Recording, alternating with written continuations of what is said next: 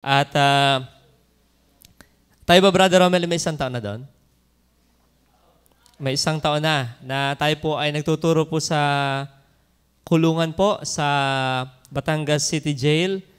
At meron po na 11 na nagpahayag ng kanilang pananampalataya sa Panginoon na gusto daw nilang mabautismuhan. At last Thursday po ay meron pong hahabol pa daw na 2.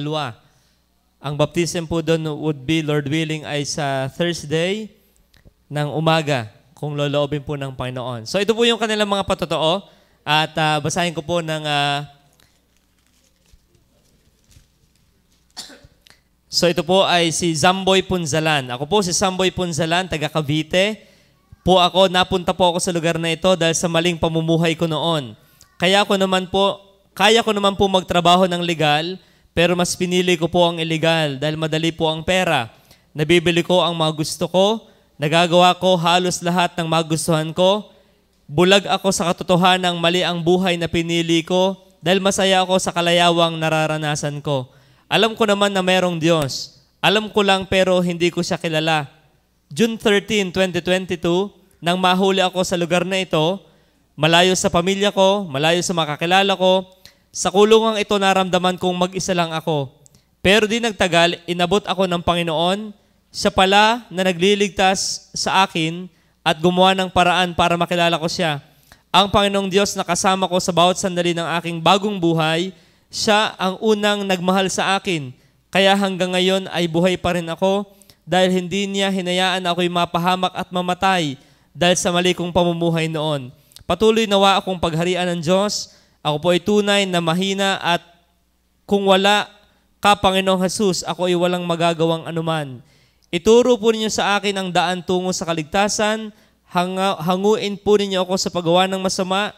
Tanggalin po ninyo sa aking isip ang takot na baka hindi ko kayang magbago. Pagtibayin po ninyo ang aking pananampalataya, papuri at karangalan sa Diyos Ama, Anak at Espiritong Banal. Amen. Yan ay si Zamboy Punzalan.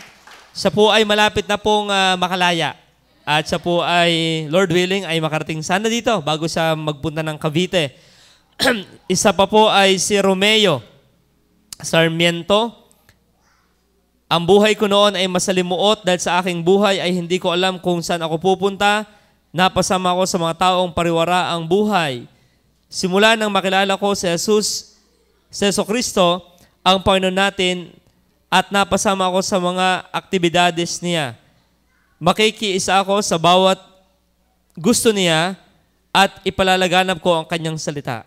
By Romeo Sarmiento. Maiksi lang ko ang kanyang sinabi. Yan po ay padalawa. Anthony Estreda. Anthony M. Estrera. Buhay ko noon, bata pa ako, naging pagalagala na ako sa lansangan hanggang napabarkada at nakagawa ng masama hanggang sa makulong na ako. Paano ko nalamang ligtas na ako? Nung nakulong ako, akala ko wala ng pag-asa ang buhay ko, pero nang nakilala ko ang Panginoon, nagbago ang buhay ko. Anong plano mo ngayon ikaw ay nasa Panginoon? Plano kong magbagong buhay, magtrabaho ng marangal at lagi din akong atin sa Bible study para mas lalo ko pang makilala ang Panginoon. Pag-pray niyo po ito, si Anthony Estrera. We have also Primitivo Andal Jr. May Andal din ho doon. Hinahanap ko nga mga kaapelyido ko doon eh. Ako po si Primitivo S. Andal Jr., 26 years old. Bata pa po ito. Sitio Itlugan, Barangay Kuta, Batangas City. Ang buhay ko po noon ay puro na lang kasamaan, puro na lang trabaho, bisyo at walang kinikilalang Panginoon. Ngayon po ako'y nasa loob na ng bilangguan, ay napagtanto ko pong ako ay naligtas na sapagkat nakilala ko na ang Panginoon para sundin ang kanyang mga pahayag. Plano ko ngayong ako ay nasa Panginoon na, ay maglingkod ng taos-puso na naaayon sa kanyang banal na kautusan. Ang pananampalataya ko po ay mananatili hanggang ako'y nabubuhay. Dito man sa loob ng bilangguan hanggang sa ako po'y bigyan ng Panginoon ng pagkakataong makalaya, daladala ko po ang pananampalatayang ipinagkaloob niya. Primitivo S. Andal Jr. Aring nga rin parang mga tulip na rin niya. Ang pananampalataya pinagkaloob ng Panginoon eh. Nakinig siguro sa preaching kanina. Irog Iwarat. Ang kanya pong pangalan si Irog. Kaya pag tinawag mo yun, Irog. Okay. Ito po ay, ano ang buhay niya noon? Ang buhay ko po noon ay puro paghahanap buhay na lamang, walang oras, pag niyayakag magsimba, pero pag sa inuman may oras. Mabilis uminit ang ulo, babaero rin, kahit may asawa na.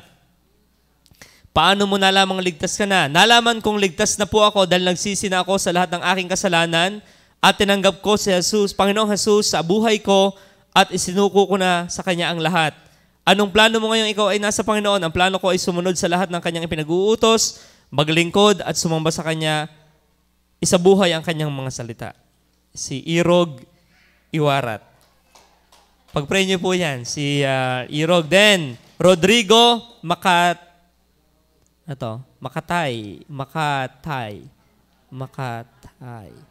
Mangkakatay daw.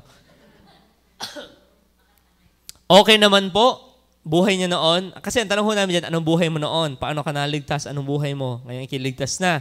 Okay naman po, pero naligaw ako ng landas. Aminado akong nakalimot ako sa aking mahal na Panginoong Hesukristo.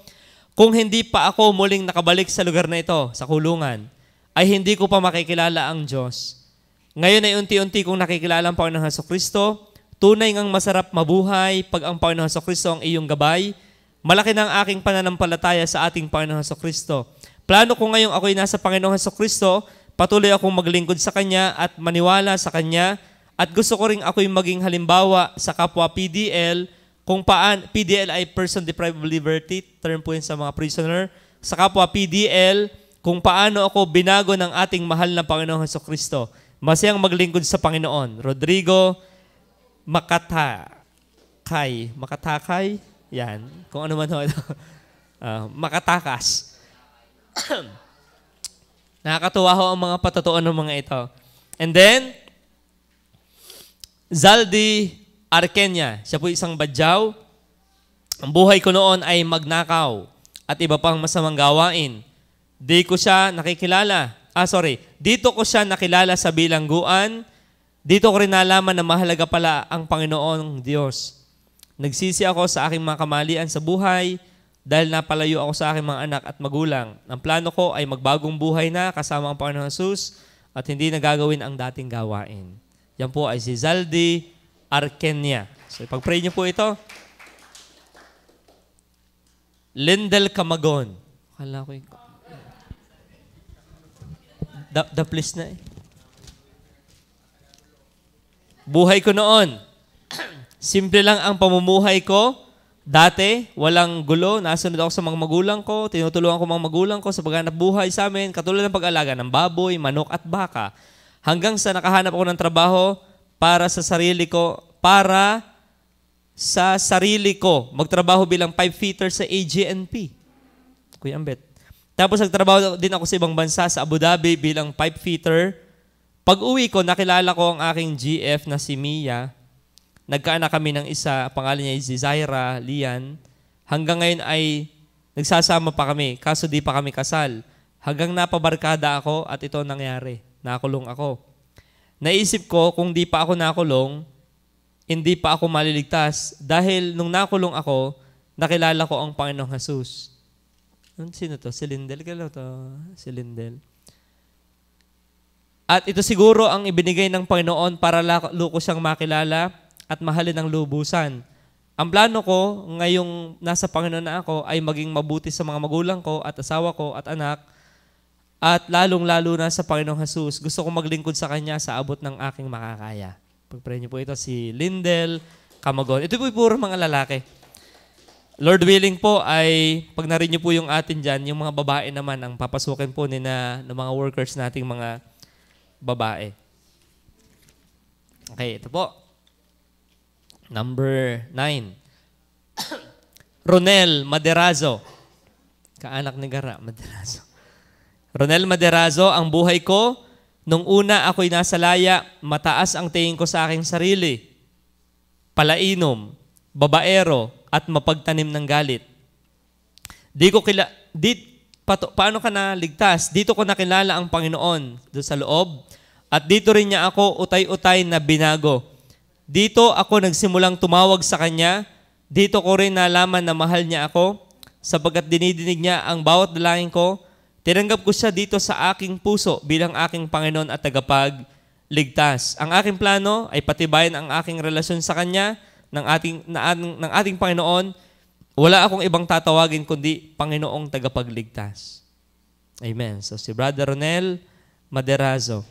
Ipag-pray niyo po talaga ang mga ito. Kung ito talaga ay yung makakalaya at makakapagpatuloy, ay nakakatuwa po.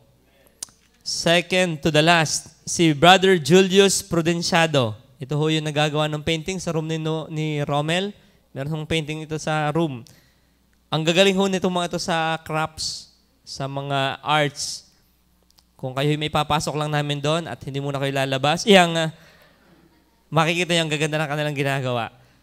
Ako po si Julius Prudenciado, taga Santa Clara, Batangas City. Mayroon pong akong asawa at anak. May masayang pamilya noon. Ako po'y nasa Layapa. Trabaho po ay welder ng window grills and gate. Nakiki-extra lang po ako. Kapag hindi nagwe-welding, sa kamag-anak po, nagtitinda, nagdi-deliver, dilis, daing, tindahan sa Laguna. Doon po nagtatrabaho. Ang buhay ko po noon ay alagaan po at sustentahan po ang aking pamilya. Masaya po ang aming pamilya kahit wala po akong permanenteng trabaho, kahit pa extra lang. At dahil nga po, kailangan kong kumayod at kumita ng pera araw-araw para sa gastusin sa bahay, sa aking anak na rin na pumapasok, kahit po mahirap basta marangal ng pamumuhay, gagawin ko po para lang buhayin po ang aking pamilya. Kahit po nagkakasakit po dahil sa ulan at init po na aking sasagupa araw-araw, okay lang po para po mabuhay lang kami ng pamilya.